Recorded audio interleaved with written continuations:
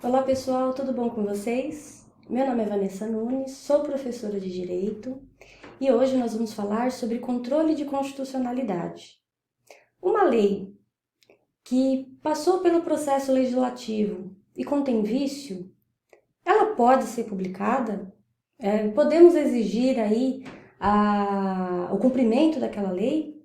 Ou então, se ela passou pelo processo legislativo de forma correta, foi publicada, só que no seu conteúdo material ela tem inconstitucionalidade. Como vai funcionar? É isso que nós vamos conversar. Falaremos também sobre o controle de constitucionalidade difuso e concentrado. Vamos lá? Vou compartilhar minha tela com vocês. Vamos lá. Quanto ao controle de constitucionalidade, primeiramente vamos falar um pouco sobre a teoria da nulidade. O que significa? Bom, gente, a maioria da doutrina brasileira acatou aí, inclusive por influência do direito norte-americano, a caracterização da teoria da nulidade. Ou seja, ao declarar que uma lei é inconstitucional, ou seja, ela conflita com a Constituição, ela vai contra a Constituição Federal, uma lei ou um ato normativo, nós afetamos o quê? O plano de validade daquela norma, daquela lei. Ou seja, um ato declaratório que reconhece uma situação pretérita, ou seja, passada, um vício congênito, um vício de nascimento daquele ato normativo. Assim, esse ato legislativo, por regra, uma vez que ele é declarado inconstitucional, ele deve ser considerado, nos termos da nossa doutrina aqui no Brasil, como nulo. Ou seja, ele é desprovido de força vinculativa. Aquela lei, ela não pode existir, na verdade, porque ela já nasceu ali com vício. Ela conflita com a lei suprema do país, ela conflita com a Constituição Federal. Só que no nosso país, nós temos também, gente, a flexibilização dessa teoria de nulidade. Por quê? Bom, nós vimos que a regra geral dessa teoria de nulidade é que uma lei, quando ela é reconhecida como inconstitucional, desde o seu nascimento, ela perde ali a sua validade. Mas o STF, ele tem adotado essa flexibilidade, porque assim, ao lado do princípio da nulidade, que adquire aí o status de valor constitucionalizado, nós temos o princípio da supremacia da Constituição Federal. Ou seja, num nível de hierarquia, nós temos a Constituição como a lei suprema do nosso país, né? Porém, por uma questão de princípio de segurança jurídica, de boa-fé, essa teoria de nulidade ela tem sido flexibilizada. De acordo com o artigo 27 da Lei 9.868 de 99, ao declarar a inconstitucionalidade de lei ou de ato normativo, o STF, na maioria aí de 2/3 de seus membros, pode restringir os efeitos daquela declaração ou decidir que só tenha eficácia a partir do trânsito em julgado ou de outro momento que venha a ser fixado. Então, para ter uma segurança jurídica, fala assim, olha, eles decidem que a inconstitucionalidade vai atingir essa lei, por exemplo, da decisão em diante. Não vai, por exemplo, retroagir até o nascimento daquela lei, assim que ela surgiu. Então, nós chamamos essa técnica de modulação dos efeitos da decisão, no qual o STF vem aceitando em algumas situações, no caso de controle difuso, que nós vamos tratar um pouco mais para frente, com maior detalhe, para que tenha aí segurança jurídica, para que até mesmo uma questão, gente, de pacificação social, tá? Então vamos lembrar um pouquinho dessa teoria aqui, né? Essa expressão em latim que nós temos, ex tunc e ex nunc. Quando ele modula os efeitos da decisão, ele usa a expressão ex nunc, o que significa a partir de agora. Então, por exemplo, essa lei ela foi declarada inconstitucional pelo STF e os efeitos dessa decisão será ex tunc, ou seja, esse efeito será daqui para frente, tá? Então, a expressão em latim que significa desde agora, seus efeitos não retroagem, ou seja, valem a partir da data da decisão tomada. Quando o efeito dessa decisão ex tunc, na verdade, retroage à época da origem dos fatos. Quando nós estamos falando, então, por exemplo, uma lei que foi declarada inconstitucional com efeito ex tunc, ela retroage desde o seu nascimento, por exemplo, tá? Então, eu gosto muito dessa imagem aqui, desse site, chama Amo Direito, porque é uma brincadeira aí para os alunos não esquecerem, mas é importante entender essas expressões, porque são os efeitos das decisões. Podem ser ex tunc, ex nunc, quando o STF modula os efeitos da decisão, tá? Então, vamos lá, dando sequência aí. Vamos para as espécies de inconstitucionalidade. Nós temos vícios formais, materiais e de decoro parlamentar. Então, nós vamos entender qual que é aí a diferença de um para o outro, tá? Então, assim, a inconstitucionalidade, ela pode ser por ação, ou seja, positiva ou por atuação, ou por omissão, que seria negativa, né? Decorrente de uma inércia legislativa na regulamentação de normas constitucionais, de eficácia limitada. Então, nós identificamos que tem a por ação e por omissão. Legal. Quando nós estamos falando da inconstitucionalidade por ação, pressupõe o quê? A existência de normas inconstitucionais. Então, foram normas que elas surgiram que conflitam com a Constituição Federal. E quando nós estamos falando de inconstitucionalidade por omissão, pressupõe o quê? A violação da lei constitucional pelo silêncio legislativo. Né? Então, uma violação por omissão, na verdade, deixando clara a existência não apenas uma omissão total, como também uma omissão parcial, assim como diz Canutilho. Então, vamos partir do seguinte estudo: a inconstitucionalidade por ação, que pode ser caracterizada por vícios formal, material ou por decoro parlamentar. Então, nós temos uma lei, e essa lei ela pode conter vício formal. Nossa, o que seria isso? Naquele, processo legislativo, algo não foi observado, a forma não foi observada. Aquela lei ela não seguiu os procedimentos corretos para ela ser aprovada. E quando nós estamos falando de vício material, nós estamos falando do conteúdo daquela lei. Tá? E decoro parlamentar nós vamos conversar um pouquinho mais para frente, que é até uma questão aí recente.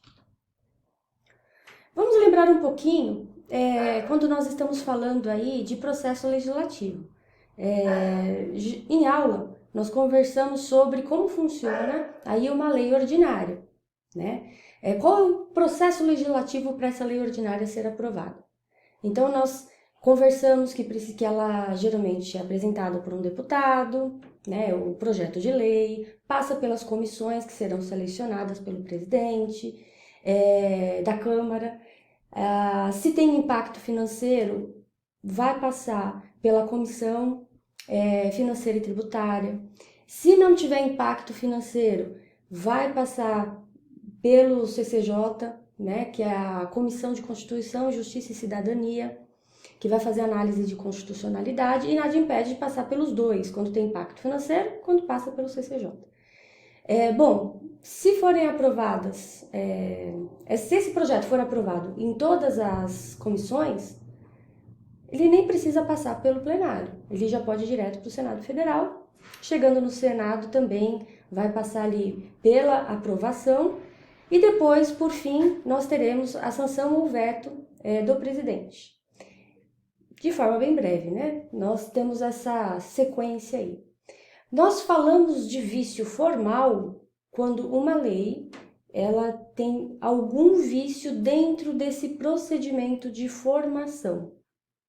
Então, no processo legislativo, algo falhou, né? Muitas vezes o quórum de aprovação não passou por exemplo, por uma comissão, vamos dizer que a comissão, a CCJ, não passou, né? Então ela tem um vício nessa formação. Então ela tem uma inconstitucionalidade formal porque houve vício no processo de formação, tá? Deixei para vocês aqui nesse material um link com um vídeo falando como que funciona o processo legislativo. E também um link na parte de baixo falando... E deixei o link aqui na parte de baixo para vocês, para que vocês até acessem o site da Câmara, que tem ali todo o processo legislativo, tanto da lei ordinária, emenda constitucional, lei complementar, de forma bem didática, para vocês lembrarem um pouco aí das aulas anteriores. Bacana, então nós aprendemos o quê?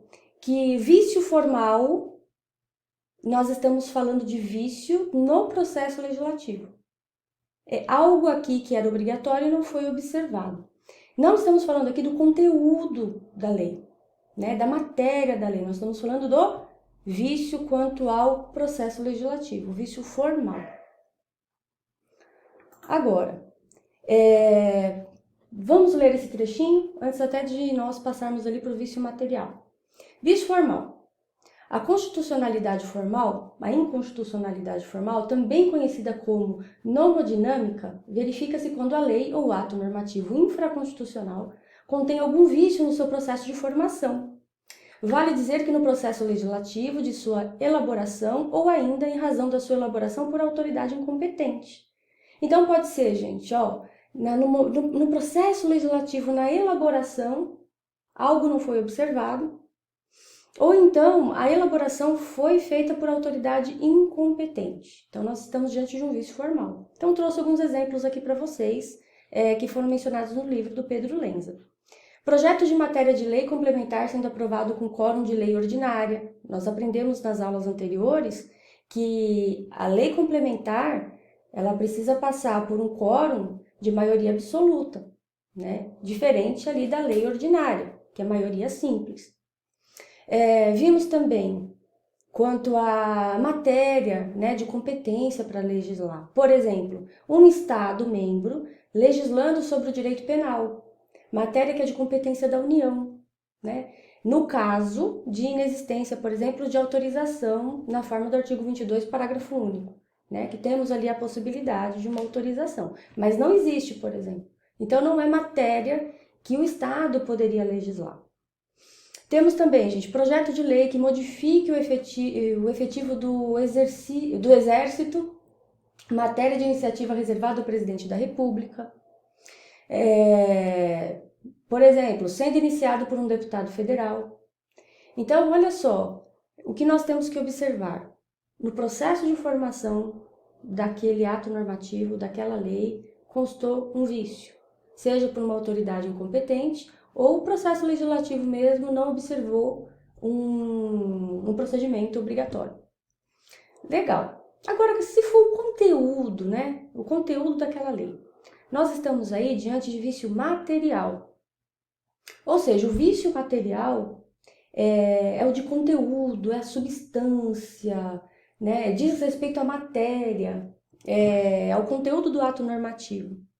Assim, o ato normativo que está sendo criado, ele fere preceitos da nossa lei maior, ou seja, da Constituição Federal, deve ser declarado inconstitucional. Porque ele possui um vício não no formato, né, na forma, no processo de formação, mas sim quanto ao conteúdo, né, no texto. Não interessa se o procedimento aqui foi observado ou não. O que nos preocupa aqui é o conteúdo de fato. Então, vou colocar um exemplo aqui, seria uma lei discriminatória que afronta o princípio da igualdade, tá? Agora, quando nós estamos falando de vício de decoro parlamentar, olha só, vocês lembram da época do mensalão? Pois bem, havia o quê? Compra de votos para apoio político aí no parlamento, né? Então, essa questão ela foi enfrentada pelo STF, né? Tivemos aí 3 ações diretas de inconstitucionalidade, e na mesma linha do parecer do Procurador-Geral da República, a Corte entendeu que não se demonstrou corrupção no processo legislativo para caracterizar vício na formação da vontade do procedimento legislativo.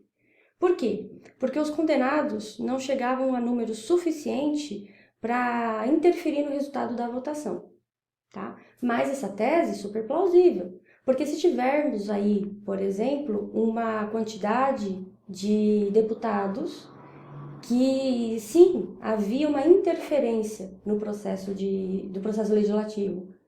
Há a possibilidade aí, né, desse controle de constitucionalidade por vício de decoro parlamentar. Esse texto, inclusive, está no livro do Pedro Lenza, ele que afirma aí essa possibilidade do vício de decoro parlamentar, usando como link aí o julgamento aí do STF referente à época do mensalão. Tá bom? Então vamos lá. Nós vimos que vício formal é naquele processo de formação da lei, né? Pode ser uma emenda constitucional, pode ser uma lei ordinária, pode ser... Gente, aqui eu estou falando de ato normativo, né? Aqui eu estou falando desse processo de criação de lei mesmo, né? Eu coloquei como exemplo a lei ordinária, mas podem ser as outras que nós estudamos lá no passado também. Agora, quando eu falo de vício material, nós estamos falando de conteúdo daquela lei. Aquela lei, ela conflita com a Constituição Federal. E quando eu estou falando de vício de decoro parlamentar, foi esse exemplo que nós trouxemos aqui quanto ao mensalão, né? Tivemos deputados aí que foram comprados aí para poder proferir o voto e isso contamina aí o processo, né, legislativo. No caso do STF, eles entenderam que não, porque a quantidade de deputados não teria interferência no resultado final, mas sim a possibilidade, né? Então vamos lá. Vamos para o próximo aqui. Qual que é o momento desse controle? Quando fazer esse controle? Né? Então vamos entender o seguinte, o controle ele pode ser realizado antes do projeto virar lei, esse controle prévio ou preventivo que é chamado, impedindo o quê? A inserção no sistema normativo de normas que tenham vício, né? Que estejam aí conflitando com a Constituição Federal. E pode gerar efeitos aí bem perigosos para a sociedade, tá? E existe também, gente, o controle posterior ou repressivo, tá? Bom, o repressivo, né, o posterior, geralmente ele é feito quando a lei ela já foi ali publicada, tá? Que nós vamos ver um pouco mais para frente. Mas antes disso, vamos entender um pouco aqui. Vamos falar primeiro sobre o controle preventivo. O preventivo, ele é exercido por quem? Ele é exercido pelo legislativo, quando o projeto ele é apreciado, por exemplo, pela Comissão de Constituição e Justiça. Lembra que a Comissão de Constituição e Justiça, ela verifica o quê? O conteúdo daquela lei, se ela não fere com a Constituição Federal. Também existe um controle preventivo pelo Executivo, quando o presidente da República ele veta, por exemplo, um projeto de lei. Lembra que, por último, passa por ele sanção ou veto? Também é um controle ali. Se ele entender que fere a Constituição Federal, aquele projeto de lei, ele vai optar por vetar aquele projeto, tá? E também há a possibilidade desse controle preventivo pelo Judiciário quando um parlamentar impetra um mandado de segurança preventivo, alegando violação ao devido processo legislativo. Então, se um deputado ele verifica, né, um parlamentar, ele verifica que a lei, o projeto de lei não tramitou pelo caminho que tinha que tramitar para sua aprovação, houve um vício nessa formação, ele pode impetrar um mandado de segurança para evitar o quê? Que essa lei seja publicada com vício. E isso pode trazer ali algumas consequências para a sociedade. Então, a gente tem que tomar cuidado o seguinte, o controle preventivo pela impetração do mandado de segurança só pode ser exercido por parlamentar, pois ele seria o único aí com direito líquido e certo para poder falar sobre o processo legislativo rígido. Tá? Então, nós estamos falando aqui de controle preventivo antes dessa lei ser promulgada e publicada. Antes. Tá? Então, por isso que ele é chamado de preventivo, para uma forma de prevenção para essa lei ela não ser publicada, tá? E aí ser dotada ali de eficácia, ser dotada ali de exigibilidade, tá? Então, o preventivo ele pode ser feito pelo legislativo, pelo executivo, o judiciário, nesses casos de mandado de segurança, quando for impetrado por um parlamentar. Agora, quando nós estamos falando, né, de controle posterior, é exercido pelo Poder Judiciário. O posterior, como ocorre? A lei, ela passou por todo o processo legislativo, caminhou, ela foi publicada, ou seja, ela já é de conhecimento público para a sua obrigatoriedade do seu cumprimento. Então, esse controle posterior, ele é exercido pelo judiciário, tá? Eu coloquei aqui um quadro em verde, que estava no livro do Pedro Lenza, que ele fala sobre uma decisão do STF, quando ele definiu o cabimento do controle judicial preventivo em duas hipóteses. No preventivo, quando ele entende o quê? Que uma proposta, aí a emenda à Constituição Federal, ele manifestadamente ofensiva à cláusula pétrea. E também hipótese de projeto de lei ou de emenda à Constituição Federal, cuja tramitação se verifique a manifesta ofensa à cláusula constitucional que disciplinasse aí o correspondente processo legislativo. Ou seja, a relação ao projeto de lei, o STF restringiu o controle preventivo apenas para a hipótese de violação ao devido processo legislativo, não admitindo a discussão sobre a matéria.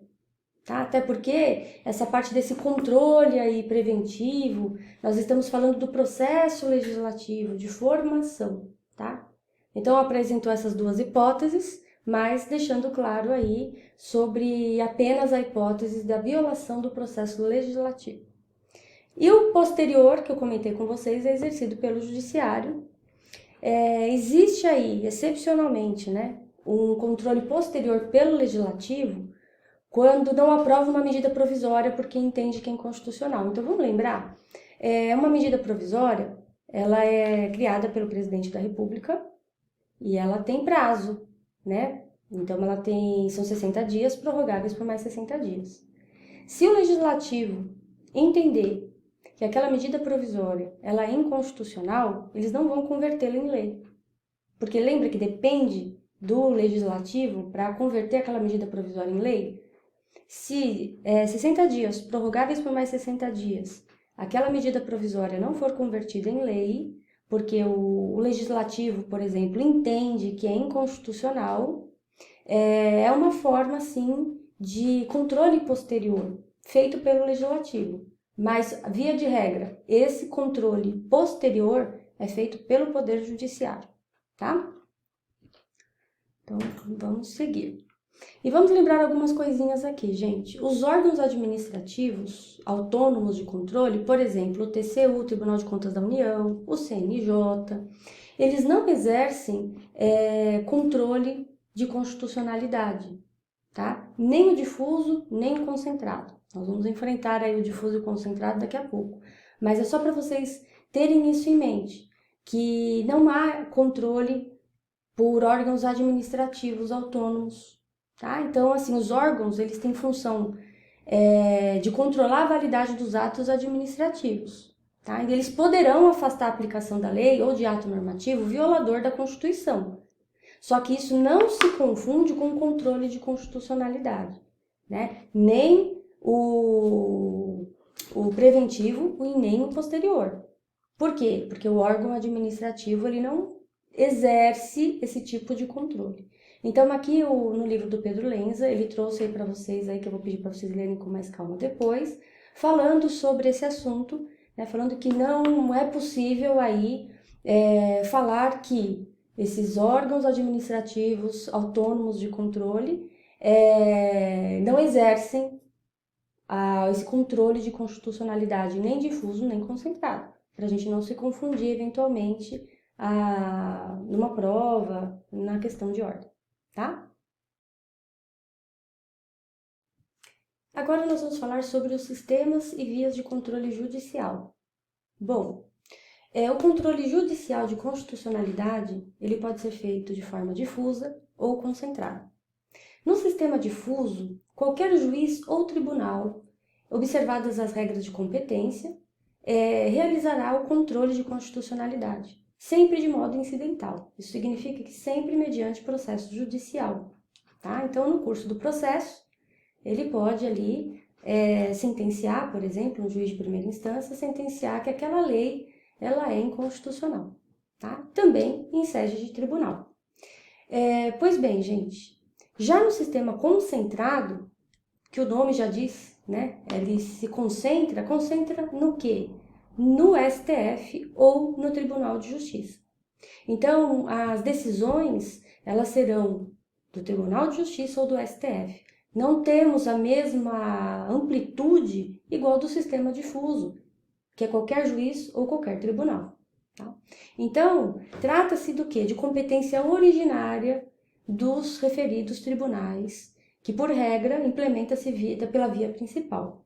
Ou seja, a ação ela já vai iniciar no STF, ou ela já vai iniciar no Tribunal de Justiça.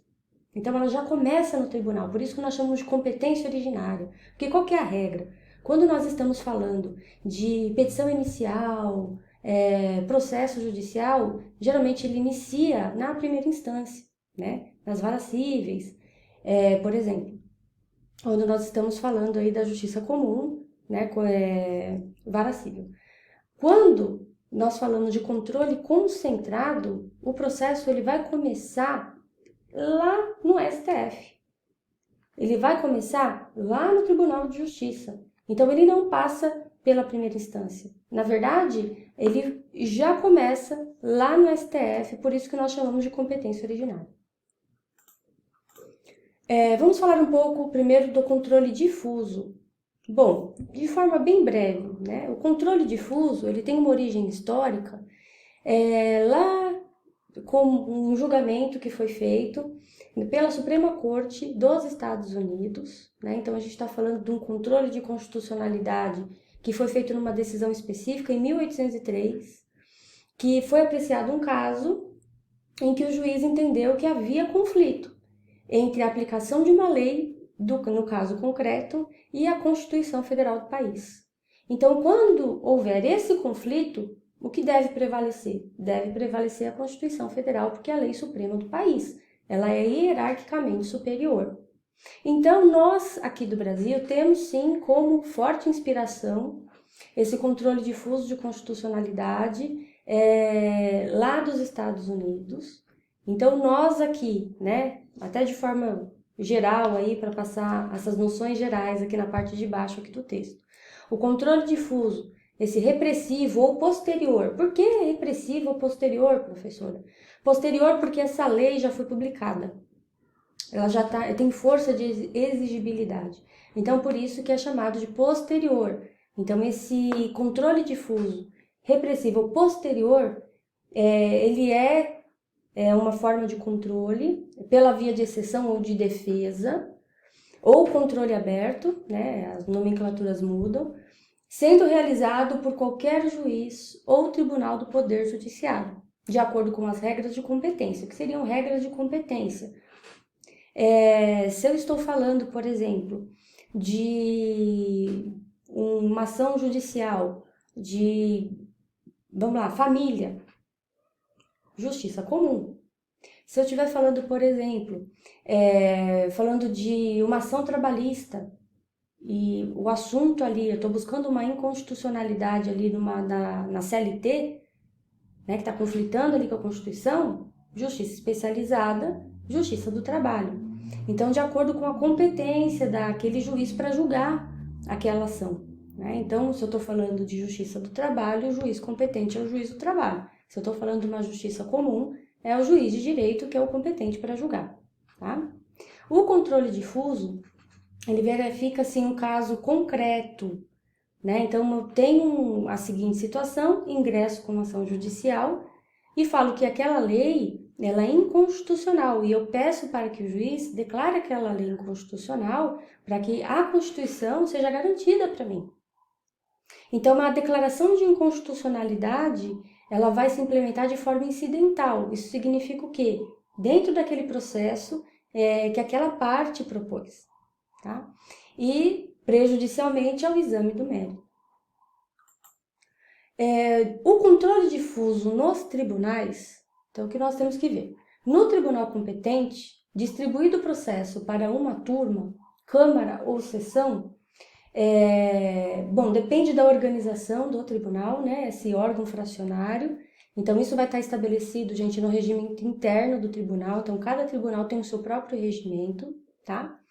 Então, no tribunal competente, quando o processo ele é distribuído para a turma, na Câmara ou sessão, e quando ele é arguído em controle difuso, a inconstitucionalidade de lei ou de ato normativo do poder público, o relator, que é o desembargador responsável por receber aquele processo, ele vai ouvir o Ministério Público, vai ouvir as partes, vai submeter a questão ao referido órgão fracionário, ou seja, ou vai ser de acordo com o regimento interno do tribunal, a qual competir ali o conhecimento do processo, e vai proferir ali duas decisões. Primeiro, é uma das duas, na verdade, né? Ele vai rejeitar a arguição e o julgamento vai prosseguir, ou então ele acolhe a arguição e a questão vai ser submetida ao plenário do tribunal ou do órgão especial dentro daquele tribunal, se houver, para que seja apreciado aí essa inconstitucionalidade dessa lei, tá? Então, o artigo 97 da Constituição Federal estabelece que somente pelo voto da maioria absoluta de seus membros ou dos membros do respectivo órgão especial, porque nem sempre tem um tribunal que tem um órgão especial, quando tiver vai ser para ele, poderão os tribunais declarar a inconstitucionalidade de lei ou de ato normativo do poder público. O que é isso, professora? Temos aqui a chamada cláusula de reserva de plenário. Ela é reforçada pela súmula vinculante número 10. Lembra que súmula vinculante são as súmulas que são criadas pelo STF? Pois bem, ela fala o seguinte: viola a cláusula de reserva de plenário, artigo 97 da Constituição, a decisão do órgão fracionário de tribunal que, embora não declare expressamente a inconstitucionalidade de lei ou ato normativo do poder público, afasta sua incidência no todo ou em parte. Então, essa súmula vinculante, ela precisa ser observada, tá? Então, nós temos que alertar o quê? Que a cláusula de reserva de plenário do artigo 97 não vem sendo exigida nas seguintes hipóteses. Na primeira hipótese, seria o artigo 949, parágrafo único do CPC, que ele fala o seguinte, vou ler de forma breve. Os órgãos fracionários dos tribunais não submeterão ao plenário ou órgão especial a arguição de inconstitucionalidade quando já houver pronunciamento desses ou do plenário do STF sobre a questão. Então, olha só, gente, para submeter, né, ao plenário, onde tem a composição completa ali, né, dos desembargadores, no caso do TJ, ou no caso, por exemplo, da STF, todos os ministros que compõem, eu só envio para eles quando já não houver ali uma decisão pretérita quanto ao assunto. Então, se já tem um posicionamento deles, não há necessidade de enviar novamente esse tipo de caso, tá? Isso aí para decisão, para julgamento. Numa segunda hipótese aqui, se o tribunal mantiver a constitucionalidade do ato normativo, ou seja, não afasta a presunção de validade, né? Então ele mantém a constitucionalidade, o artigo 97 determina a observância do full bet, que seria essa reserva do plenário para declarar a inconstitucionalidade de lei ou de ato normativo do poder público, tá? Então vamos dizer assim, o tribunal ele manteve a constitucionalidade desse ato normativo, ele não afastou a validade. Então, nesse caso, o artigo 97 fala, vai ter que observar sim a reserva de plenário, vai ter que encaminhar para o plenário decidir sobre a declaração se aquele ato normativo é ou não inconstitucional, tá? Nos casos de normas pré-constitucionais, porque a análise do direito editado no ordenamento jurídico anterior em relação à nova Constituição não se funda na teoria da inconstitucionalidade, mas como nós estudamos lá no passado, em sua recepção ou revogação, né? E também quando o tribunal utilizar a técnica da interpretação conforme a Constituição Federal, pois não haverá uma declaração de inconstitucionalidade. Então, se você tiver uma norma que ela conflita com a Constituição, mas não no sentido de ser inconstitucional, a gente vai prevalecer a Constituição Federal. Nas hipóteses de decisão em sede de medida cautelar, Porque medida cautelar não é uma decisão definitiva. A medida cautelar é um processo, uma medida no processo judicial que há urgência para que haja uma decisão e depois vai ser enfrentada uma sentença futuramente com uma decisão definitiva. Então, nesse caso, como é cautelar, não há necessidade, aí há exceção quanto à súmula 10. Com relação às turmas recursais dos juizados especiais. O juizado especial civil, gente, os recursos, eles vão para uma turma recursal. Essa turma recursal, ela não é considerada tribunal, tá? A gente até chama de colégio recursal, ela tem ali o recurso vai ser apreciado, a decisão vai ser colegiada, mas não é considerada tribunal. E por fim, ao juízo monocrático de primeira instância, pois o artigo 97 é direcionado para tribunais e não ao juízo monocrático de primeira instância, tá? Então, vamos aqui. Essas daqui, gente, são as exceções referente aí à súmula 10 do vinculante do STF, falando sobre a utilização da cláusula de reserva de plenário, tá? São exceções. Via de regra, vai. Se acontecerem essas situações aqui, não vai para utilizar aí a cláusula de reserva de plenário. Vamos lá. Os efeitos da decisão. Quando nós estamos falando de controle difuso, é aquele processo judicial que a parte ingressou, pleiteando o quê? Pleiteando a não aplicação de determinada norma, porque entende ser inconstitucional. Vai valer para todo mundo? Não, vai valer somente para aquela pessoa que ingressou com a ação, tá? Então, essa seria, gente, a visão clássica aí quanto à literalidade da Constituição Federal no controle difuso de constitucionalidade. Então, em regra, temos exceção, mas em regra, inter partes é o efeito, ou seja, a decisão está limitada às partes do processo, não vai valer para todo mundo, vai valer só para mim, só no meu processo judicial. E também o efeito ex tunc, ou seja, consagra a regra da nulidade que nós conversamos lá no passado, ou seja, o ato normativo ele é inconstitucional porque nós estamos diante de um vício de nascimento, né, congênito. Então, desde o seu nascimento, ele vai ser desconsiderado. Quando nós falamos que o efeito ex tunc, ele retroage, né? Assim, a declaração de inconstitucionalidade, ela produz, em regra, efeito retroativo. Então, essas duas situações que eu passei para vocês, essas duas regras, nós temos exceções que nós vamos conversar daqui a pouco. Mas no controle difuso, a regra é essa. Ingressei com a ação judicial, pedindo para que o juiz reconheça que aquela lei é inconstitucional, eu não quero que ela seja aplicada a mim. Ele, obviamente, ouvindo as partes, analisando a lei, né, o juiz ele vai proferir uma sentença. E essa sentença, quando ele proferir, se for procedente ao que eu estou pleiteando, ele declara que aquela lei é inconstitucional, ela não vai produzir efeitos para mim desde quando aquela lei surgiu, né? Porque nós estamos diante de um vício de nascimento. Mas só vai valer para mim. Retroage, ou seja, inter partes, retroage, efeito ex tunc. Essa é a regra, essa é a visão clássica aí quanto à literalidade do artigo 52, inciso 10 da Constituição Federal, tá? Então, o que nós vamos ver agora, né? Duas observações. Essas daqui foram extraídas aí do livro do Direito Constitucional Esquematizado, do professor Pedro Lenza, que ele explica as exceções, fugindo da regra, né? Então, nós vimos que quanto à nulidade, né, quando o juiz sentencia, ele entende que foi inconstitucional aquela lei para aquela parte e ela retroage desde quando ela nasceu, aquela lei. Legal. O STF já entendeu que mesmo no controle difuso, ele pode ser possível a aplicabilidade do efeito ex nunc, ou seja, da decisão para frente, tendo como fundamento aí, como razões, segurança jurídica e excepcional interesse social. Se ele entende que vai trazer segurança jurídica e se retroagir até a data do nascimento daquela lei, ela pode trazer insegurança. Então, ele pode decidir o efeito da decisão ser ex nunc.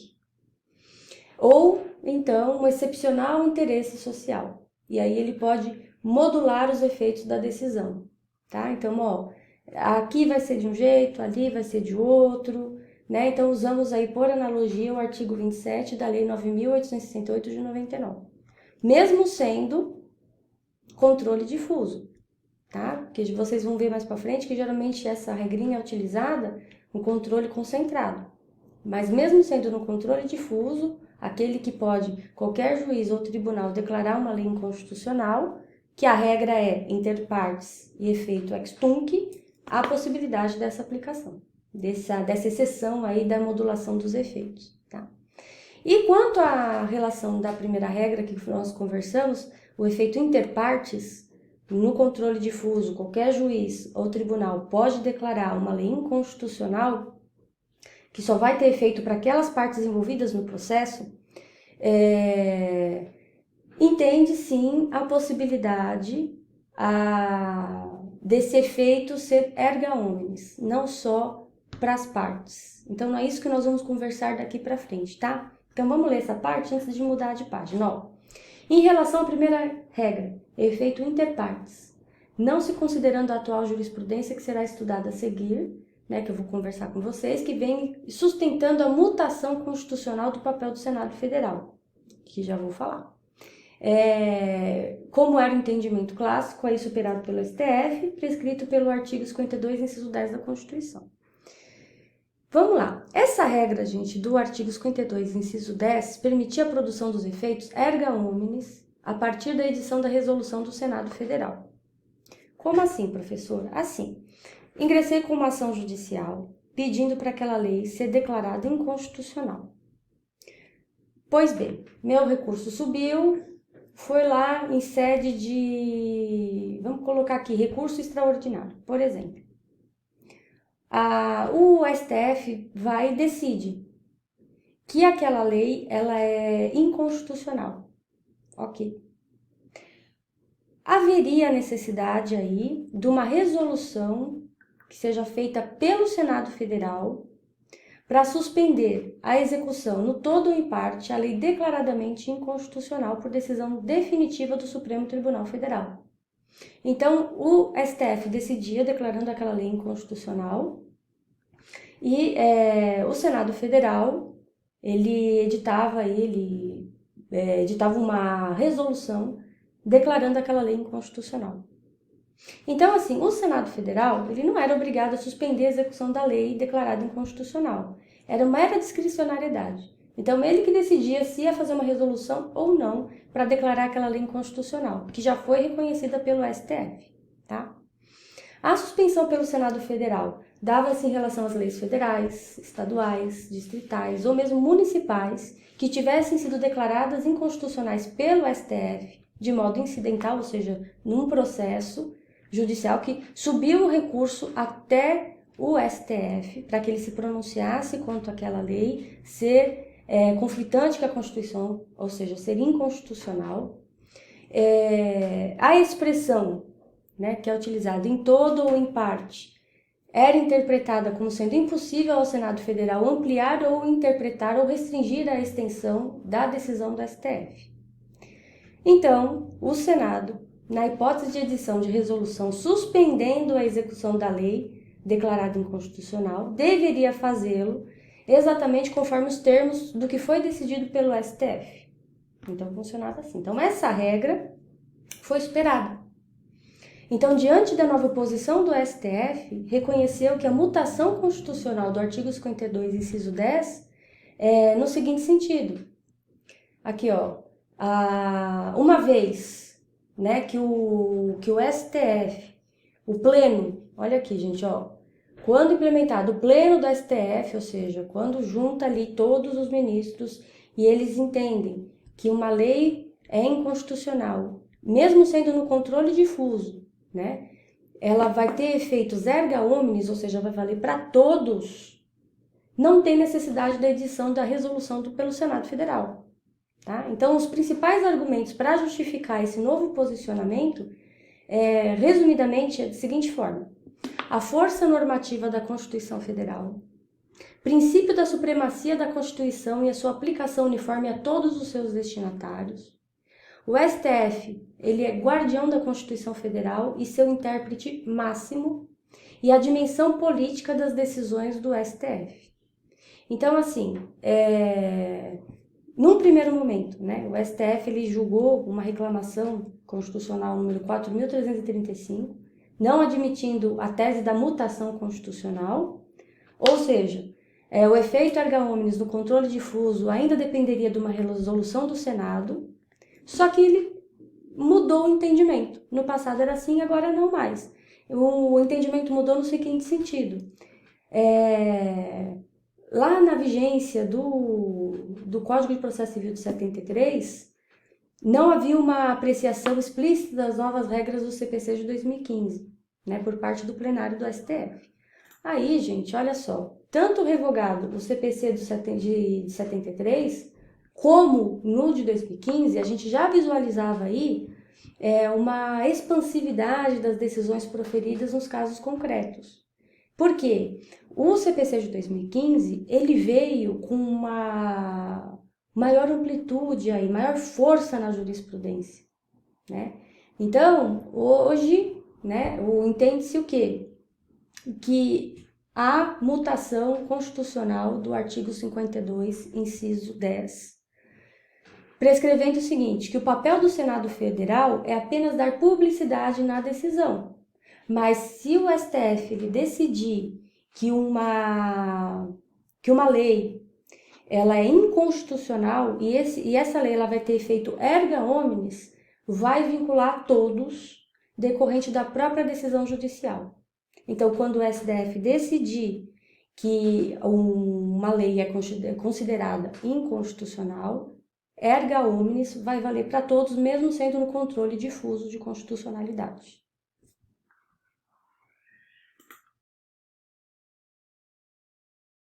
Agora nós vamos conversar um pouco sobre o controle concentrado. O que significa isso? Gente, o controle concentrado de constitucionalidade de lei ou de ato normativo, ele recebe essa denominação porque concentra em um único tribunal. Ou seja, nós podemos verificar, conforme a tabelinha aqui no próximo slide, que nós temos 5 situações em que haverá o controle concentrado de constitucionalidade, por intermédio dessas ações. Então, nós teremos a ADI, que é a Ação Direta de Inconstitucionalidade Genérica, que é a mais extensa que nós vamos conversar. Ela tem um fundamento constitucional no artigo 102, inciso 1º, a linha A, e está regulamentado pela Lei 9.868 de 99. Nós temos a Ação Declaratória de Constitucionalidade, a ADC, artigo 102, inciso 1º, a linha A, como fundamento constitucional, e também ela está aí regulamentada pela Lei 9.868 de 99. Já a arguição de descumprimento de preceito fundamental está no artigo 102, parágrafo 1º da Constituição e regulamentado pela Lei 9.882 de 99.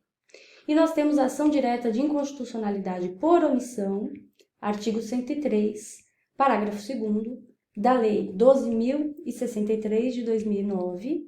E nós temos a representação interventiva, a ADI interventiva, que tem a previsão constitucional no artigo 36, inciso 3º, artigo 34, inciso 7º, e está regulamentado pela Lei 12.562 de 2011.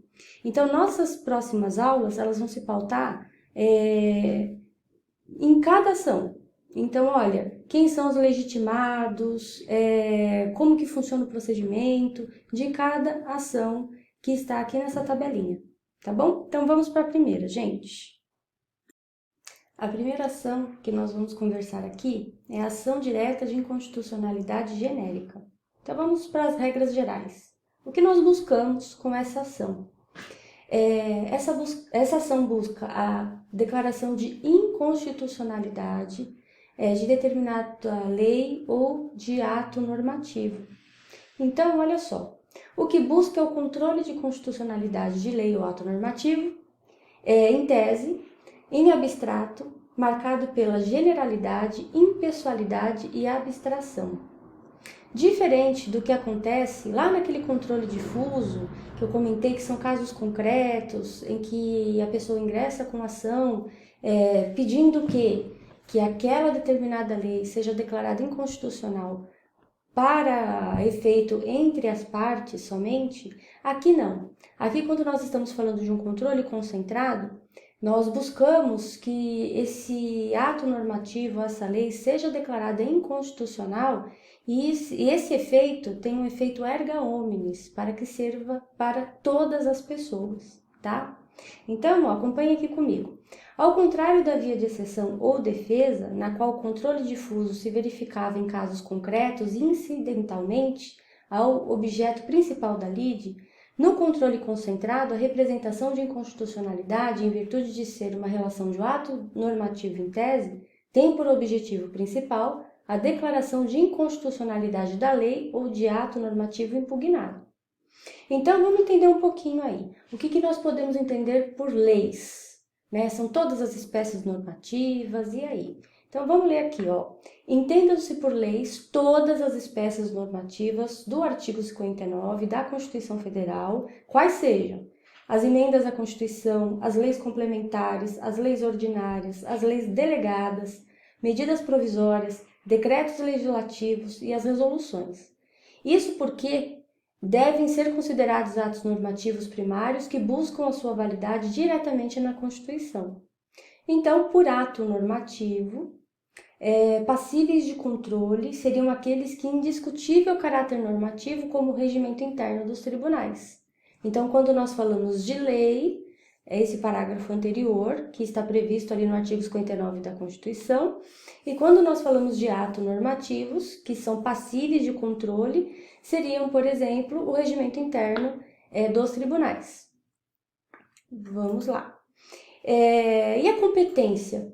Então, vamos falar um pouco sobre a competência para processar e julgar as ações diretas de inconstitucionalidade, que vai ser definida, na verdade, gente, essa competência, com a natureza do objeto da ação e o paradigma de confronto de constitucionalidade. Então, eu trouxe para vocês aqui, também do livro do Pedro Lenza, a lei, o ato normativo e de quem vai ser a competência originária aí para processar e para julgar essas ações. Então, primeiro, lei ou ato normativo federal ou estadual que violar a Constituição Federal. Então, nós temos a competência originária aí do STF. Agora, quando for lei ou ato normativo estadual ou municipal que violar a Constituição estadual, nós temos a competência originária do Tribunal de Justiça do Estado. Agora, quando nós estivermos falando de lei ou ato normativo municipal que violar a Constituição Federal, nesse caso, por falta expressa de previsão constitucional, inexistirá o controle concentrado e originário por ação direta de inconstitucionalidade no STF. Então, nós estamos diante aqui do denominado silêncio eloquente. Contudo, agora com muita atenção, caberá o controle difuso, ou também o concentrado, mas por uma outra ação, que é a ação de descumprimento de preceito fundamental, que nós falaremos mais para frente, tá?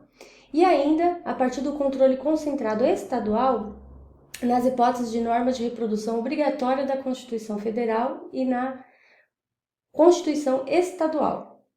Caberá a interposição de recurso extraordinário contra o acórdão do Tribunal de Justiça Estadual, e o que permitirá a análise da constitucionalidade da lei municipal em face à Constituição Federal pelo STF, mas não originariamente. Isso significa o quê? Que a ação ela vai ser proposta não diretamente no STF.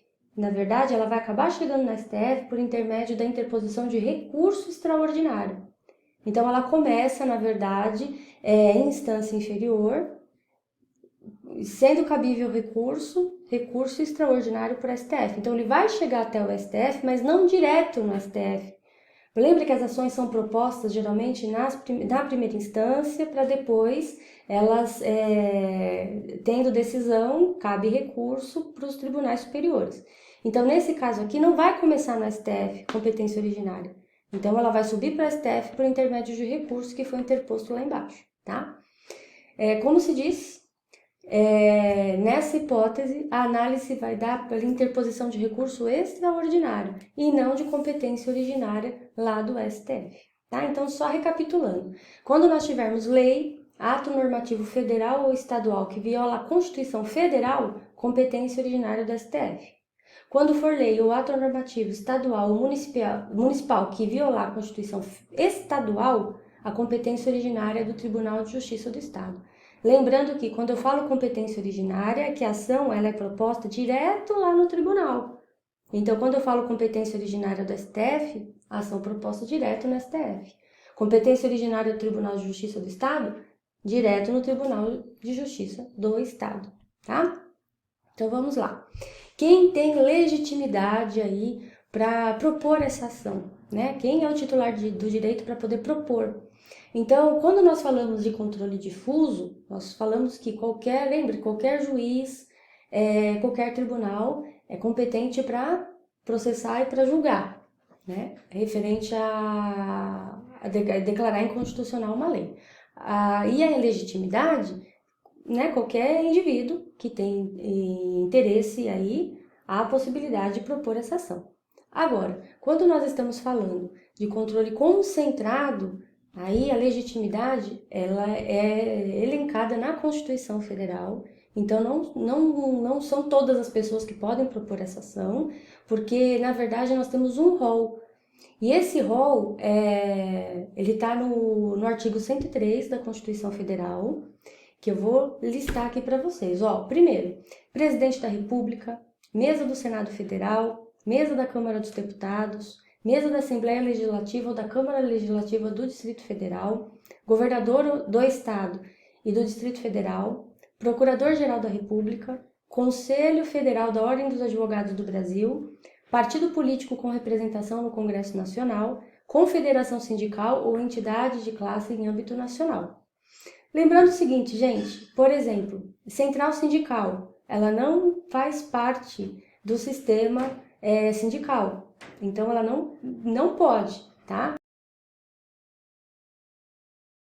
Reforçando que esse rol que eu acabei de ler para vocês é um rol taxativo. Isso significa que, se houver necessidade, se quiser uma ampliação dos legitimados, haverá necessidade de ser alterado por emenda constitucional, tá? Então, é um artigo 103, artigo da Constituição, somente alterado por emenda constitucional. Então, nesse quadro aqui do lado direito, nós temos os legitimados neutros ou universais, que estão expostos no artigo 103, inciso 1º, 2º, 3º, 6º, 7º e 8º, e os legitimados interessados ou especiais, que estão nos incisos 4º, 5º e 9º.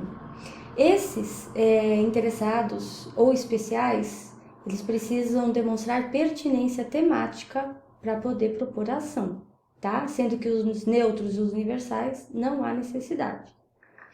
E a necessidade de advogado? Gente, somente os partidos políticos e as confederações sindicais ou entidades de classe de âmbito nacional é que precisarão contratar advogado para a positura da ação direta de inconstitucionalidade, devendo, inclusive, na procuração, haver a outorga de poderes específicos para atacar a norma impugnada e já indicando qual é a norma. Quanto aos legitimados elencados nos demais incisos do artigo 103, a capacidade postulatória decorre da própria Constituição Federal, então não há necessidade de constituir advogado para propor ação esses demais aí legitimados, tá bom? Então vamos lá. Quanto ao procedimento, como vai funcionar? A ação direta de inconstitucionalidade genérica ela é proposta por um dos legitimados do artigo 103, como visto, no STF, tendo por objeto uma lei ou um ato normativo federal ou estadual, distrital de natureza estadual, né, quando nós estivermos falando de Distrito Federal, que violar a Constituição Federal. O relator pedirá informações aos órgãos ou às autoridades das quais emanou a lei ou o ato normativo impugnado no prazo de 30 dias, contado do recebimento do pedido. Decorrido o prazo das informações, serão ouvidos sucessivamente o Advogado-Geral da União e o Procurador-Geral da República, que deverão manifestar-se a cada qual no prazo de 15 dias, conforme exposto em lei. Finalmente, o relator lançará o relatório com a cópia de todos os ministros e pedirá dia para julgamento. Desde que haja necessidade de esclarecimento de matéria ou circunstância de fato ou de notória insuficiência das informações existentes nos autos, poderá o relator requisitar outras, designar perito ou comissão de peritos para que emita parecer sobre a questão, ou fixar data para que, em audiência pública, ouvir depoimentos de pessoas com experiência e autoridade na matéria. Ainda, o relator, considerando a relevância da matéria e a representatividade dos postulantes, poderá, por decisão irrecorrível, admitir a manifestação de outros órgãos ou entidades. Isso também, gente, está previsto na lei, tá? Inclusive o amicus curiae, tá? Tendo essa possibilidade. A declaração de inconstitucionalidade será proferida pelo voto da maioria absoluta dos membros do STF, ou seja, pelo menos 6 ministros, desde que presente o quórum de instalação da sessão de julgamento, qual seja ao menos 8 dos 11 ministros. Poderá haver também a modulação dos efeitos da decisão, desde que haja manifestação de pelo menos 8 ministros, ou seja, 2/3, desde que presente pelo menos 8 ministros, tá? Lembrando que a modulação dos efeitos nós falamos lá no começo da aula, sobre o efeito ex tunc e ex nunc, tá? Ex tunc quando retroage, ou seja, desde o nascimento daquela lei, ela vai ser declarada inconstitucional, né, no plano de eficácia, de validade, na verdade. E quando nós estamos falando aí do efeito ex nunc, do trânsito julgado da decisão para frente, ou outro período aí que for expresso no julgado, tá? Então, a modulação dos efeitos é quando eles colocam datas diferentes, não sendo somente o efeito ex tunc, né? Aquele que retroage desde o nascimento da norma. Agora vamos falar um pouco aí sobre algumas características marcantes do processo, tá? Bom, por se tratar de um processo objetivo de controle abstrato de constitucionalidade, algumas regras são importantes e particulares. Olha só, inexistência de prazo recursal diferenciado para recorrer ou para contestar a ação, tá? Então nós temos aí, lá no CPC, né, algumas pessoas que têm prazo dobrado, né, o Ministério Público, enfim. Aqui nós não temos prazos diferenciados, tá? Também, inexistência de prazo prescricional ou decadencial. Não se admite assistência jurídica ou qualquer intervenção de terceiro, exceto o amicus curiae. O que é amicus curiae, professora? É aquele amigo da corte, é uma pessoa que ela é nomeada para auxiliar aí, na verdade, ajudar o tribunal com informações importantes para a solução da demanda, tá? Então, embora lá no CPC esteja incluído o amicus curiae dentro do Instituto de Intervenção de Terceiros, mas aqui não vai ser considerado essa espécie aí de intervenção de terceiros, porque é admitido só o amicus curiae, tá? Então, nós temos também aqui, não se admite desistência após a ação ser proposta, e o ato também, a decisão é irrecorrível. Então, o julgamento, né, o julgado, ele vai ser recorrível. Nós temos 3 exceções. A primeira, embargos declaratórios, que é o recurso que visa sanar vício da decisão, ou seja, uma decisão obscura, contraditória, ou uma omissão, por exemplo, do julgado, erro material. É possível opor embargos declaratórios pedindo para que o tribunal esclareça ali eventuais pontos que apresentem vícios. Nós temos uma segunda exceção, que é o agravo interno. Se o relator ele indeferir a petição inicial porque julgou inepta, mas não fundamentou e manifestadamente foi improcedente, há a possibilidade aí do agravo interno para ter uma decisão colegiada a respeito. E uma terceira aí, exceção é o recurso extraordinário contra acórdão do TJ, do Tribunal de Justiça, em ação direta de inconstitucionalidade. Se for uma norma, por exemplo, que a Constituição Estadual obrigatoriamente teria que ter reproduzido na Constituição Estadual, né? Então, ela reproduz uma norma que está na Constituição Federal, reproduz na Constituição Estadual. Então, se for uma norma, nesse caso, há a possibilidade aí da decisão do Tribunal de Justiça interpor recurso dessa decisão para o STF, o recurso extraordinário. Então, nós temos essas 3 exceções, tá? Não cabe ação rescisória. O que é uma ação rescisória?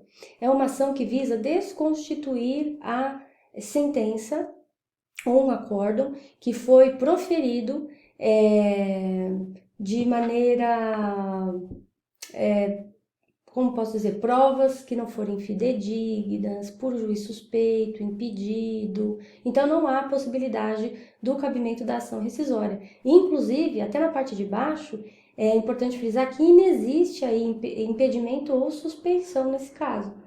Então, não há impedimento nem suspeição de ministro nos julgamentos das ações de controle concentrado, exceto se o próprio ministro firmar por razões de foro íntimo que a SUI não pode participar daquele julgamento e é uma declaração dele, mas não é algo que possa ser aí levantado pelas partes, né? Então, há uma suspeição ou impedimento do ministro.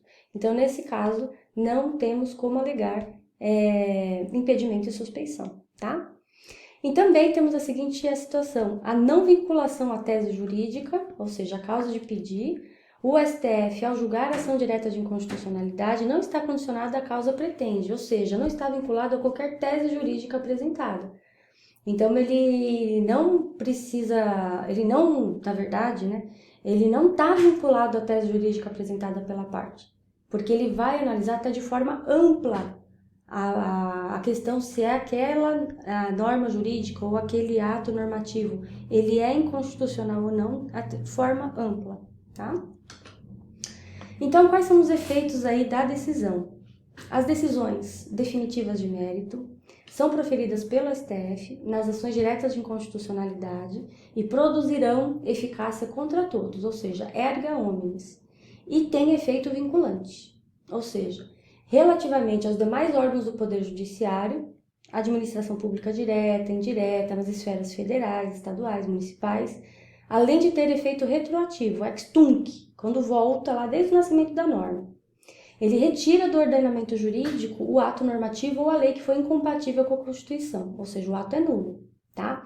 Porém, como nós vimos, existe a possibilidade aí, com a Lei 9.868 de 99, introduziu o artigo 27, falando que introduziu aí a técnica da modulação dos efeitos da decisão. Então, aqui na parte de baixo, ó.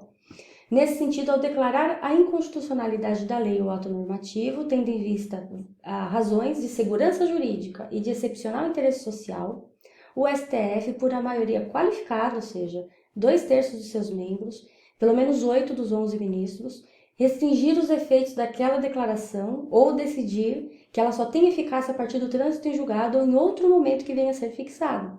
Tá? Então, via de regra, efeito ex tunc. Mas, a partir de 99, com a introdução do artigo 27 nessa lei, existe a possibilidade dessa modulação dos efeitos, né? Ser, por exemplo, ex nunc a partir do trânsito em julgado ou em outro momento que vai ser fixado no julgado. Tá? Já tinha até mencionado isso, inclusive, nos slides anteriores, tá? E também assim, ó, a decisão não atinge o poder legislativo na sua função típica de legislar.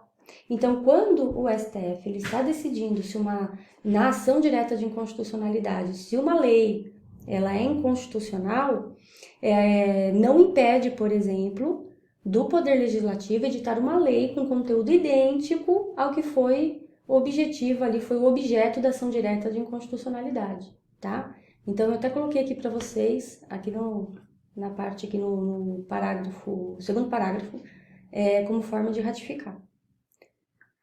E Em razão ao efeito vinculante, em caso de descumprimento pelos demais órgãos do Poder Judiciário ou da administração pública, ou seja, se insistir na aplicabilidade daquela lei que foi declarada inconstitucional, cabe reclamação para o STF, né, artigo 5º aí da Constituição Federal, inciso 34A,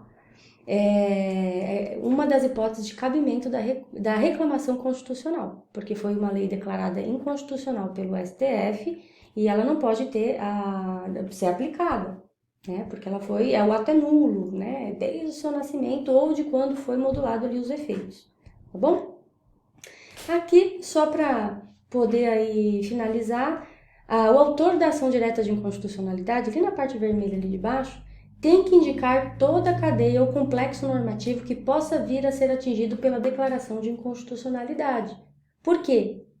Porque a declaração de inconstitucionalidade reconhece a nulidade dos atos inconstitucionais e, por consequência, a inexistência de qualquer carga de eficácia jurídica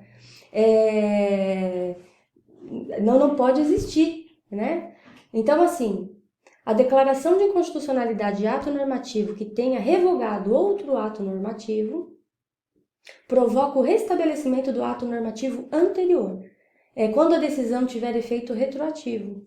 Então, nós chamamos aí no direito de efeito de repristinatório, né? Efeito repristinatório, decorrente da declaração da inconstitucionalidade. Na ação direta de inconstitucionalidade, é cabível medida cautelar. Então, a Lei 9.868 de 99, ela fala o seguinte, que salvo no período de recesso, a medida cautelar na ação direta de inconstitucionalidade, ela será concedida por decisão da maioria absoluta dos membros do tribunal. Então, temos que observar o seguinte, presentes 8 dos 11 ministros, o quórum necessário será o da maioria absoluta, ou seja, 6 ministros. Durante o recesso, a apreciação da cautelar será dada pelo ministro presidente do STF e não pelo relator, tá? A medida cautelar será dotada de eficácia contra todos, ou seja, erga omnes, será concedida com efeito ex nunc, ou seja, da decisão para frente, exceto se o tribunal entender que há necessidade dessa eficácia retroativa, tá? E olha só, gente, seguinte, a concessão da cautelar, ela vincula, ou seja, se for concedida a cautelar, vai vincular a todos. Isso significa que assim, né? O que significa cautelar?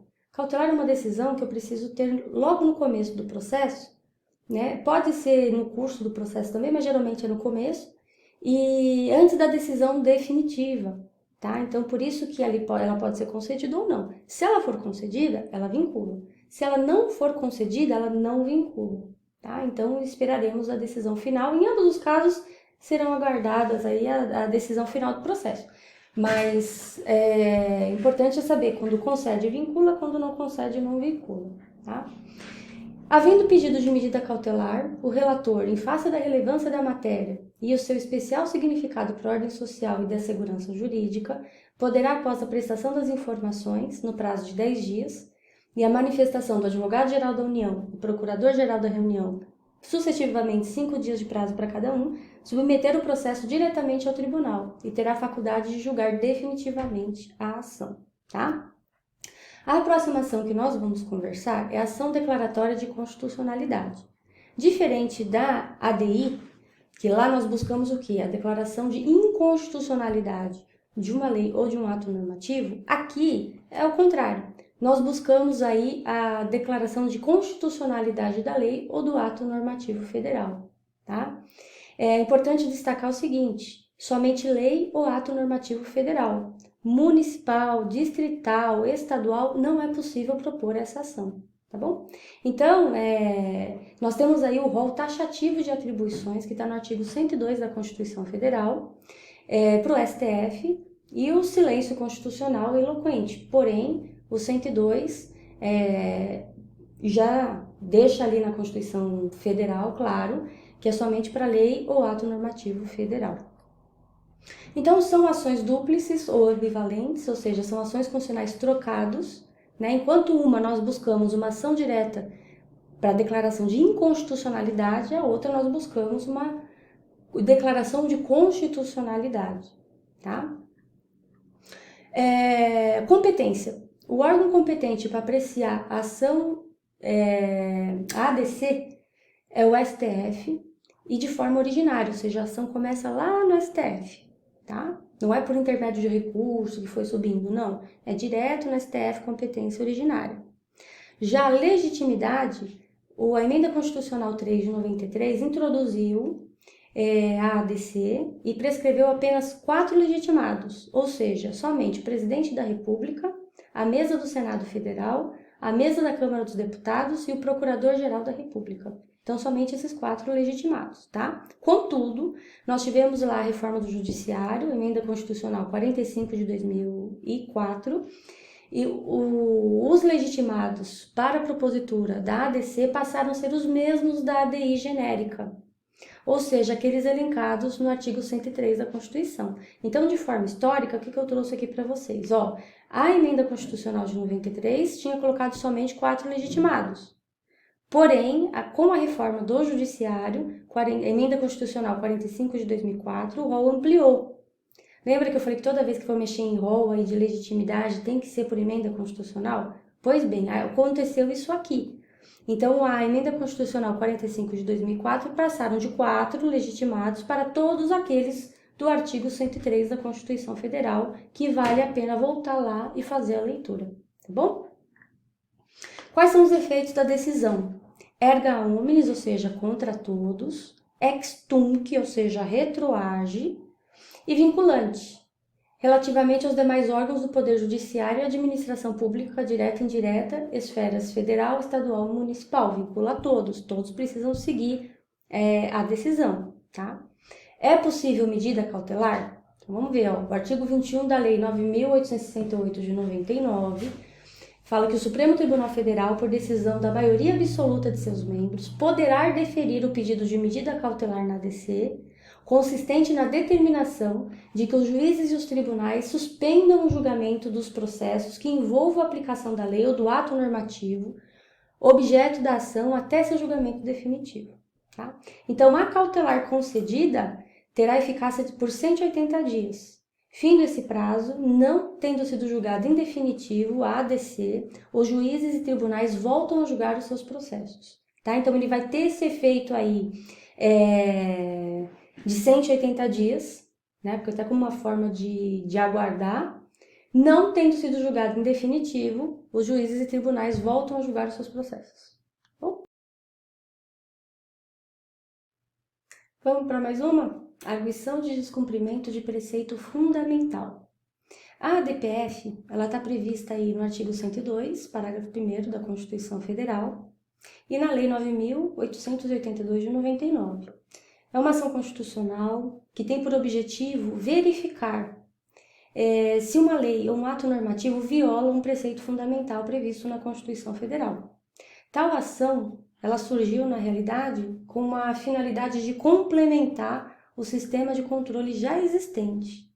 Então, ela tem aí como objeto mais abrangente de todas as ações aí de controle concentrado. Por quê? Nessa ação, ela é cabível quando uma lei ou um ato normativo federal, estadual ou municipal, ou ainda uma norma pré-constitucional, editadas aí antes da vigência da Constituição e violem preceitos fundamentais. Então, a gente tem que lembrar o seguinte, que a ADPF ela pode ser usada para impugnar, por exemplo, decisões judiciais. Seu objeto não está adstrito a leis ou atos normativos produzidos pelo Legislativo, decisões judiciais e atos administrativos que atendem a preceitos fundamentais da Constituição Federal também podem ser impugnados por essa ação. Tá? Então, assim, ela vai ser apreciada pelo STF, a Lei 9.882 de 99, ela regulamentou a matéria e estabeleceu 2 modalidades aí, a arguição autônoma e a arguição incidental, né? Que também é aí denominada por alguns doutrinadores como arguição por equivalência ou equiparação. Então, vamos entender aqui. Na arguição autônoma, então ela está prevista no parágrafo 1º, artigo 102 da Constituição, e será proposta perante o STF e terá por objeto evitar ou reparar a lesão a preceito fundamental resultante do ato do poder público. Agora, quando nós estamos falando da ADPF incidental, ela caberá também aí a arguição de descumprimento de preceito fundamental quando for relevante o fundamento da controvérsia constitucional sobre a lei ou ato normativo, federal, estadual, municipal, incluídos os anteriores à Constituição. Nessa última hipótese, deverá ser demonstrado o quê? A divergência jurisprudencial, divergência jurisdicional, falei errado, comprovação da controvérsia judicial, relevante na aplicação do ato normativo, violador do preceito fundamental.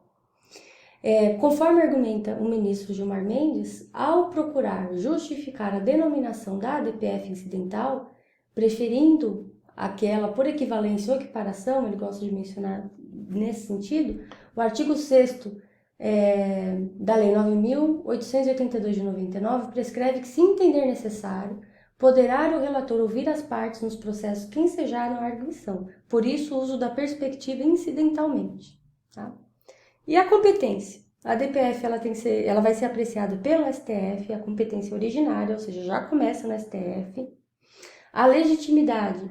Os legitimados são os mesmos da ADI genérica, ou seja, lá no artigo 103 da Constituição Federal, inciso 1º até o 9º. Então, tem que ler, né? É importantíssimo aí estar por dentro aí quem são os legitimados. E a ADPF tem o princípio da subsidiariedade. O que significa isso? Não será admitida a ADPF quando houver outro meio eficaz capaz de sanar a lesividade. Ou seja, se tiver, por exemplo, uma outra ação, um outro meio capaz aí de sanar, não vai ser a arguição descumprimento de preceito fundamental. Então, primeiro, a outra ação que seja cabível. Então, vamos dizer que nesse mesmo caso aqui, cabe a ADI. Tem que ser proposta a ADI e não a ADPF. A ADPF ela só vai ser possível quando não tiver outra ação que tenha a mesma eficácia que a dela. Se tiver outra ação, a outra ação primeiro. Esse é o princípio da subsidiariedade. Primeiro a outra, depois ela. Tá? Se não tiver a outra. Então, sobrando as ações de controle concentrado como a ADI, ou seja, será a ADI e não a ADPF. Por isso que vem ganhando força aí, né, a proposta de Gilmar Mendes, falando da incidentabilidade do artigo 6º da Lei 9.882 de 99, já que a lei federal e a lei estadual são objetos da ADI. Tá? E quais são os efeitos aí da decisão? Julgada a ação, far-se-ão a comunicação às autoridades ou órgãos responsáveis pela prática dos atos questionados, fixando as condições e o modo de interpretação e aplicação do preceito fundamental. A decisão terá eficácia contra todos, ou seja, será erga omnes, e o efeito é vinculante, relativamente aos demais órgãos do poder público, além, por regra, dos efeitos retroativos ex tunc, então retroage, tá? E no mesmo sentido da ação direta de inconstitucionalidade, ao declarar a inconstitucionalidade da lei ou de ato normativo no processo de ADPF, e tendo em vista as razões de segurança jurídica ou de excepcional interesse social, há a possibilidade aí da modulação dos efeitos da decisão, como nós já conversamos lá atrás, tá? 2/3 aí dos ministros, ou seja, né, para que haja uma modulação dos efeitos, a necessidade de maioria absoluta, tá? Já aí é possibilidade aí a utilização do princípio da fungibilidade, por quê? Já que nós falamos que se tiver outra ação com eficácia semelhante, é a outra ação que tem que ser proposta e não a ADPF, sim, gente. Se acontecer, por exemplo, eu propus a ação ADPF, só que na verdade a que tinha que ser proposta seria a ADI, a possibilidade, quando houver dúvida objetiva, né, e a proibição aí de erro grosseiro não foi um erro, foi dúvida, e essa dúvida é plausível, o STF ela admite a ação proposta como se fosse a outra. Tá? Então, por exemplo, vamos dizer que o presidente da República aí propôs uma DPF, porque ele é legitimado, né? Só que, na verdade, o STF entendeu que não tinha que ser uma DPF, tinha que ser uma ADI, porque era cabível a ADI e teria a mesma eficácia do que a DPF. Então, pelo princípio da fungibilidade, o STF vai recepcionar aquela ação como uma ADI e não uma ADPF, pelo princípio da fungibilidade, tá? Então, vamos para mais uma ação aí, né? A próxima aí. Vamos falar agora da ação direta de inconstitucionalidade por omissão. Trata-se de uma novidade que foi trazida pela Constituição Federal de 88, inspirada aí no artigo 283 da Constituição Portuguesa, que busca o quê?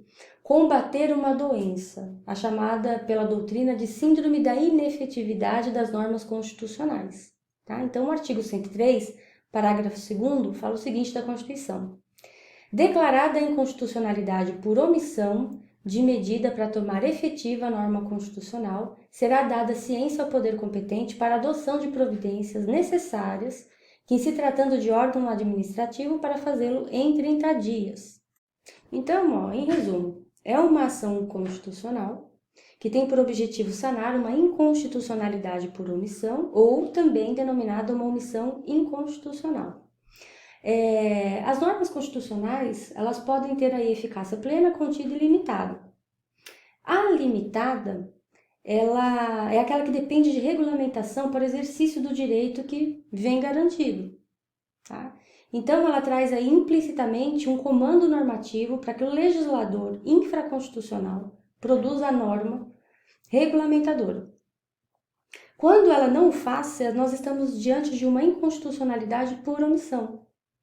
Então, fala-se assim, que o legislador, nessa hipótese, ela encontra uma mora, um atraso, pois não cumpre o comando constitucional de elaborar a norma para possibilitar o exercício de um direito constitucionalmente assegurado. A omissão ela pode ser total, a omissão pode ser parcial. Então, nós estamos aqui diante de uma omissão que precisa ser sanada, né? Por isso que o Pedro Lenz ele comenta como nós temos que combater uma doença, né? Que a doutrina chama de síndrome da inefetividade das normas constitucionais.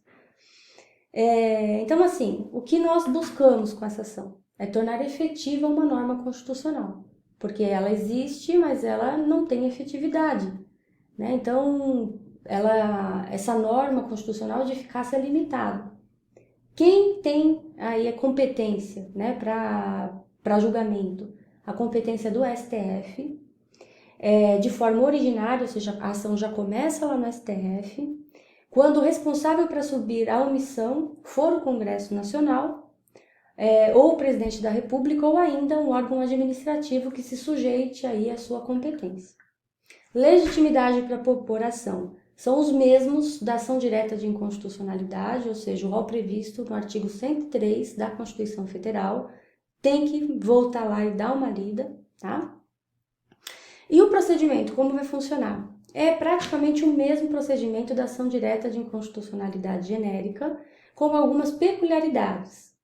Ou seja, proposta a ação pelos legitimados, né, por um dos legitimados do artigo 103 da Constituição, o requerido será responsável para suprir a omissão, ou seja, os órgãos ou as autoridades responsáveis pela omissão inconstitucional, modificando o entendimento do STF, a Lei nº 12.063 de 2009 passou a estabelecer que o relator poderá solicitar a manifestação do Advogado-Geral da União, que deverá ser encaminhada no prazo de 15 dias, e o Procurador-Geral da União, por sua vez, nas ações em que não for autor, terá a vista do processo por 15 dias, após o decurso de prazo para informações. Né? Então, é o famoso assim, precisamos de lei, né? Precisamos de regulamentação. Nós temos uma norma constitucional que não tem regulamentação. Então, se for o caso, por exemplo, do Congresso Nacional, é Congresso Nacional, precisamos que você faça essa lei, tá? Essa é a intenção aí, né, o objetivo dessa ação. É possível medida cautelar? Então vamos lá. A Lei 2063 de 2009 passou a admitir a medida cautelar pela maioria absoluta, ou seja, 6, presentes 8 dos 11 ministros, nos seguintes termos: suspensão da aplicação da lei ou do ato normativo questionado, no caso de omissão parcial, né? Então, faltou uma parte, né? Não está claro. Suspensão dos processos judiciais ou de procedimentos administrativos, ou ainda outra providência a ser fixada pelo tribunal. Quais são os efeitos aí da decisão? O artigo 103, parágrafo 2º, estabelece os efeitos diversos para o poder competente e para o órgão administrativo. O poder competente será dada ciência, não tendo sido fixado nenhum prazo para elaboração da lei, né? Então, porque senão seria uma interferência direta ali no outro poder, né?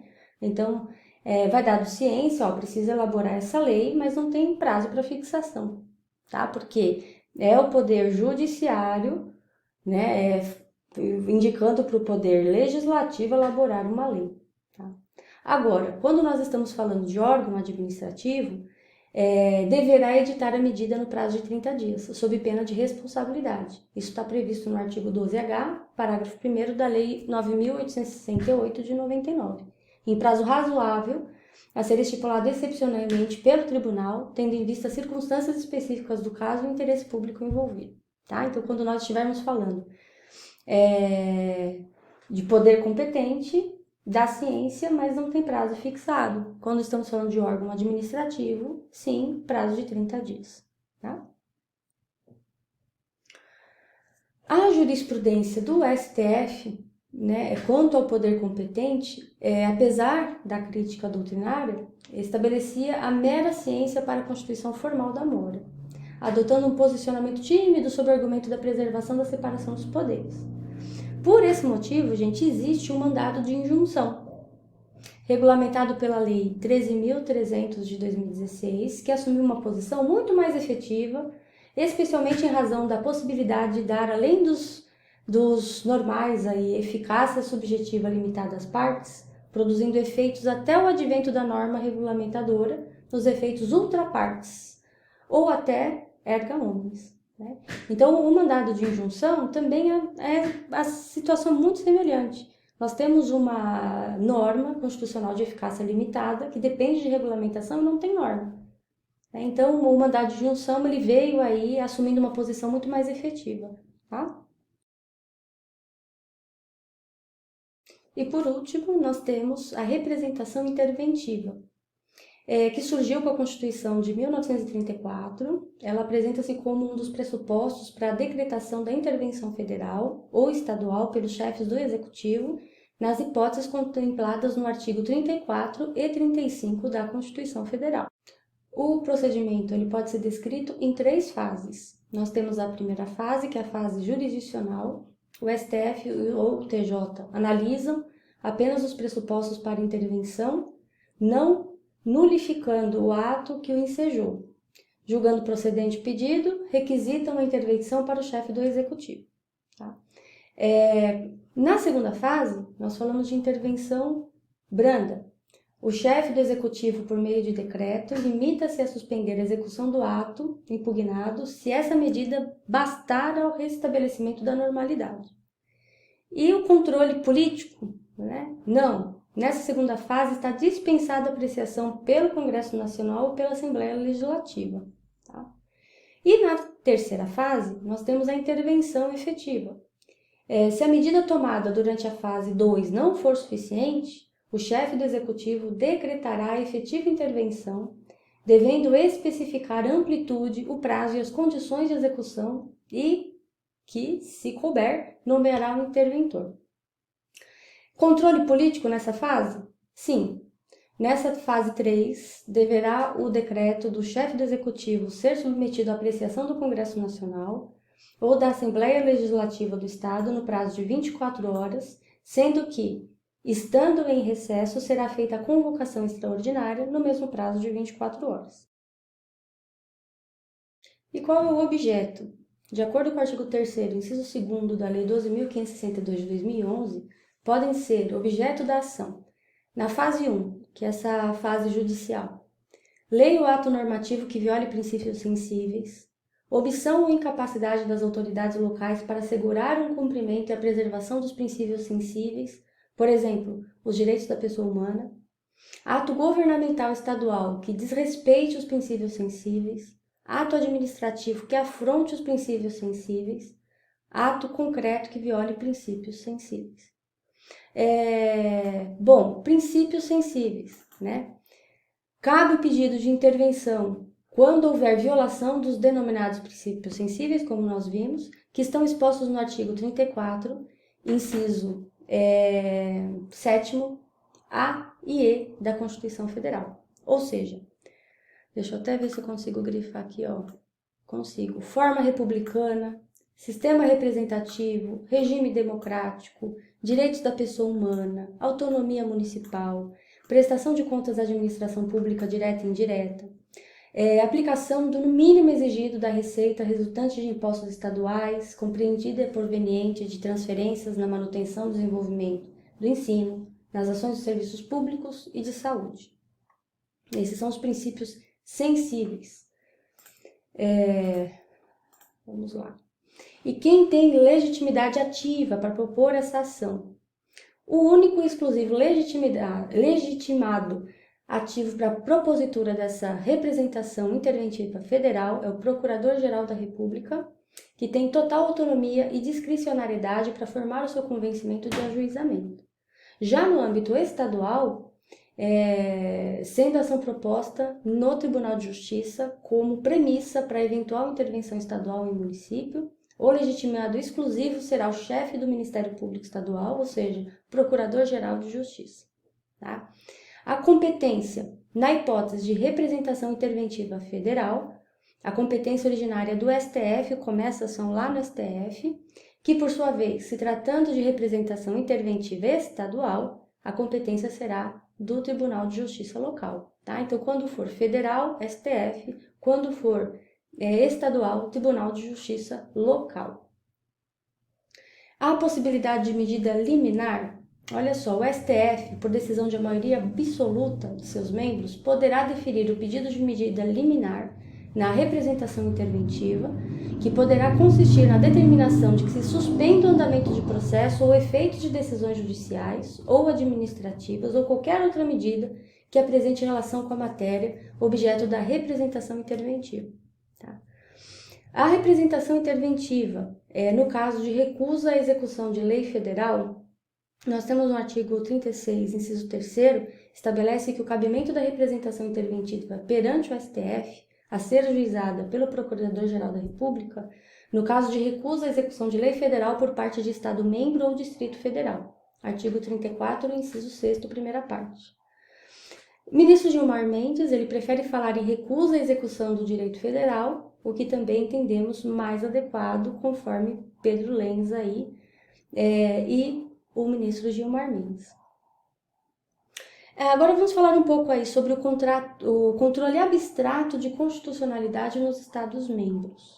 Olha só, nos termos do artigo 125, em parágrafo 2º, cabe aos Estados a instituição de representação de inconstitucionalidade de leis ou de atos normativos estaduais ou municipais em face da Constituição Estadual, vedada a atribuição da legitimação para agir em um único órgão. Então, gente, pelo princípio da simetria, muito embora o artigo 125, parágrafo 2º, tenha fixado somente a possibilidade da instituição de representação de inconstitucionalidade, que corresponderia à ADI, parece perfeitamente possível, segundo Pedro Lenza, que desde respeitadas as regras da Constituição de modo amplo, se implementem os demais meios de controle, explicitando a legitimação ativa da regra constitucional, que não especificou os legitimados, apenas proibiu a atribuição da legitimação para agir em um único órgão. Assim, cabe às constituições estaduais a delimitação da regra, e nesse sentido, como se trata de manifestação do poder constituinte derivado, decorrente, deve-se respeitar a simetria do artigo 103 da Constituição Federal, consoante esse quadro aqui a seguir. Então, quando nós estamos aí falando dos legitimados para o controle concentrado perante o STF, é a primeira linha, a primeira coluna. Na segunda, nós estamos falando dos legitimados para o controle concentrado perante o TJ, o Tribunal de Justiça, princípio da simetria. E o artigo 125, parágrafo 2º, fala dos legitimados para controle concentrado perante o TJ, princípio da simetria também, especialmente na relação de leis ou atos municipais. Então, nós temos o prefeito, nós temos a mesa da Câmara Municipal, partido político, com representação da Câmara do município, tá? Então, aqui, né, nós encerramos aí o nosso conteúdo, né, orientando sempre a vocês acompanharem com uma doutrina de forma ampla, né, não de forma de resumo, porque a apostila já traz um resuminho aí bacana, mas estudem por doutrinas aí de forma mais completas, tá bom? Um grande abraço a todos, eu espero vocês aí até a próxima aula. Tchau, tchau, gente!